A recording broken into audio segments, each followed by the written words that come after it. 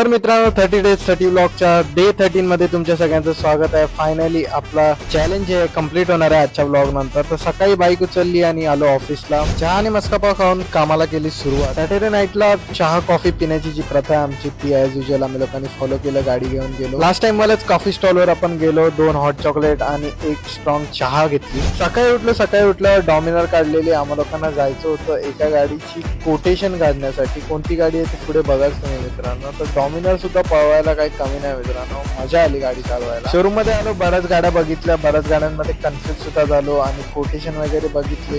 पण मनात तर माझ्या गरीला 450 बसलेली. रॉयल एनफिल्ड फॅनबॉय नसून सुद्धा पहिल्यांदा कोणती तरी गाडी एवढी जास्त आवडली की मी सेकंड टाइम शोरूम मध्ये जाऊन तिला चेकआउट करतो. शोरूम मधून निघताना कळालं की इंडियन मार्केटमध्ये एका चांगल्या प्राइस पॉईंट वर 400cc मोटरसायकलची कमी नाही. शोरूम मधून आम्ही निघालो, डायरेक्ट शॉर्मा खायला आलो. शॉर्मा खाऊन वगैरे घेतला आणि व्हिडिओला गेला एंड. 30 डेज 30 व्लॉगचे हे चॅलेंज मित्रांनो संपलेलं आहे. पण